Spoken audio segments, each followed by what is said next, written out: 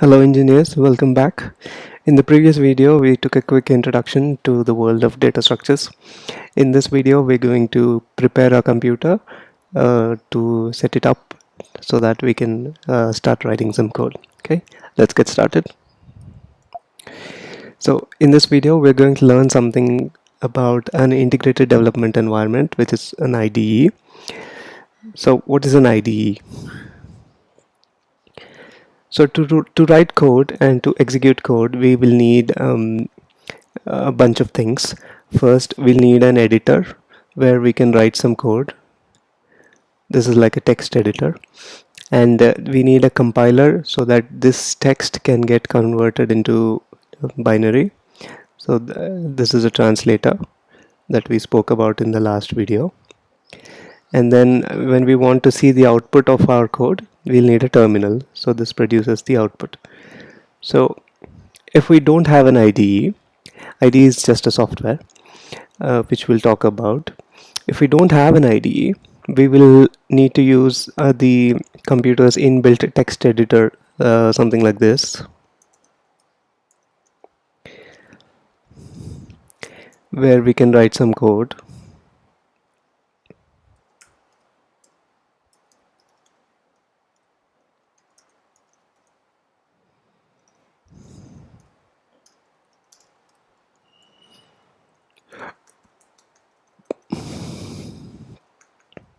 Something like this, and then we will need a terminal, something like this, to save that file and execute that file and then see the output, right? But most developers don't prefer to do it this way. They would prefer one window, one software to do all this. So that is called an IDE. Okay, it's an integrated development environment. It's built for developers, and almost every developer uses this. So what are some popular IDEs? Let's take a look.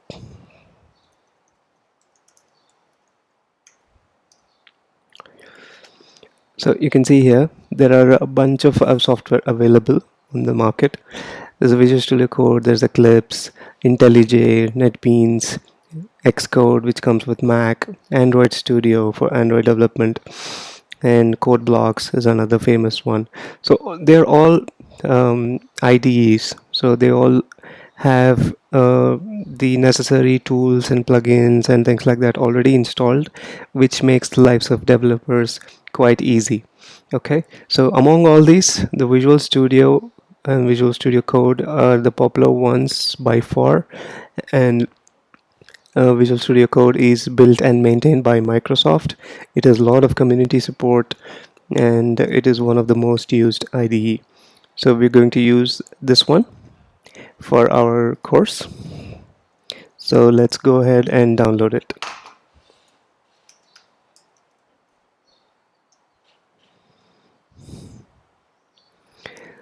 So very simple download Visual Studio Code. You go download, you and depending on your operating system, you can choose the relevant download. I'm on a Mac, so if I click on this, it's going to start download. Okay, so download has already started, but I've already downloaded it, so I'll just pause it here. And the installation is quite simple. You just double click on the download,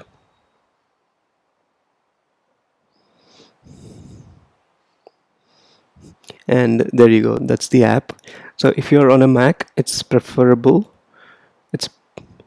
it's recommended to put all important apps in the applications folder. So I'm going to do that.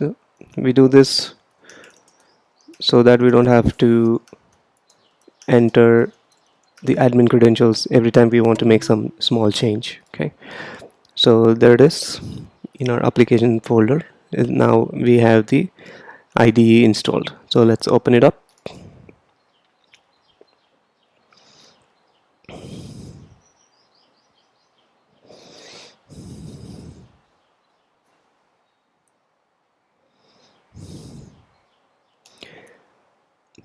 Here's an app downloaded from the internet. Are you sure you want to open it? Yes, please open it.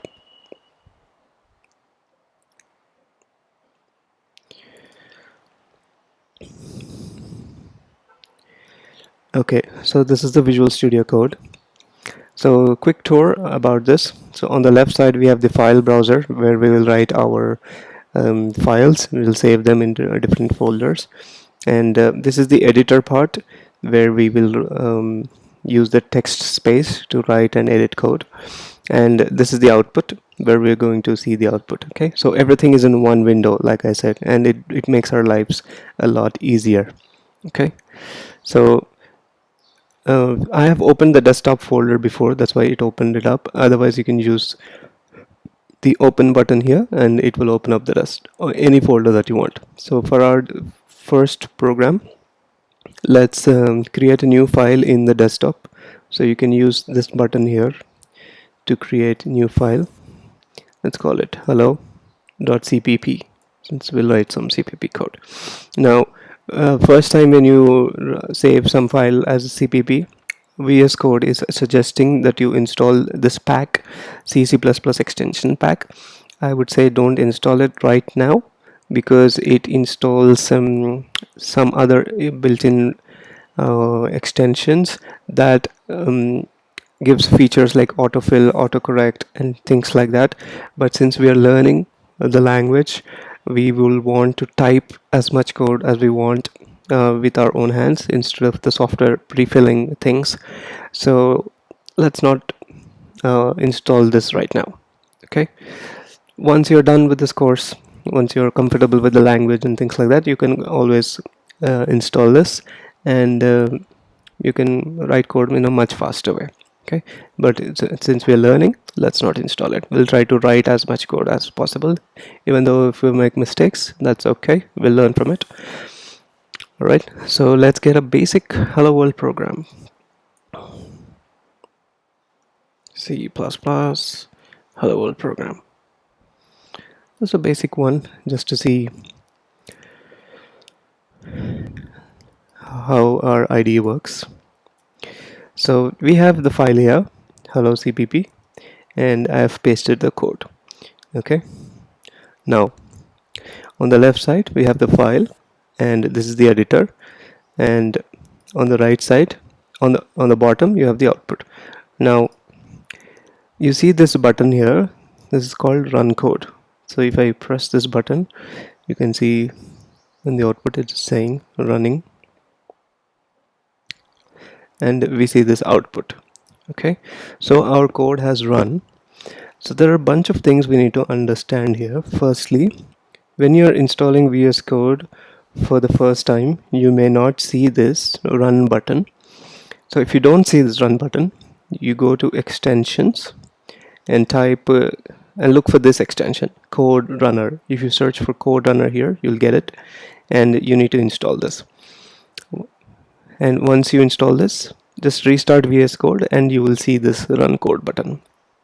Okay, another thing is, we talked about editor and terminal where we're seeing the output, but we haven't installed any compiler, but our code has run. Okay, that's because on a Mac the C++ compiler comes by default. Okay, how do I know this? Because if I go to the inbuilt terminal and type G++ -- version, you can see it's giving me an Apple Clang version. This Clang is one of the compilers available for Mac, and that comes pre-installed on a Mac. That's why we're able to execute C++ code without having to install any external compiler. Okay, but if you're not on a Mac, or if you don't see this output, what you can do is you can follow instructions from here.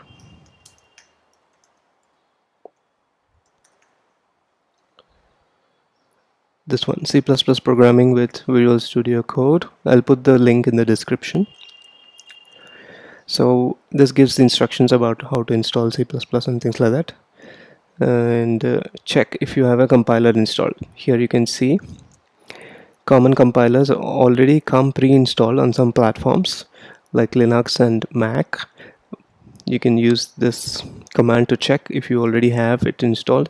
If you don't have it installed, you can follow instructions from here. There's instructions for Windows, Linux, and Mac. Okay, I'll give this link in the description and you can follow along. So come to a stage where you're able to create a new file in some folder. You're able to run a basic C++ program. You're able to hit this run button and you're able to see the output. Once you get here, you're all set. Our computer is prepared and now we can start learning the language. Okay, so that is it from this video, guys. Thank you so much for watching and I will see you in the next one. Now if you're ready with all the setup done, do leave a comment in the video saying yes, I'm ready, let's do it. Okay, thank you so much for watching. Do bookmark the playlist, do leave a like, and I'll see you in the next one. Cheers.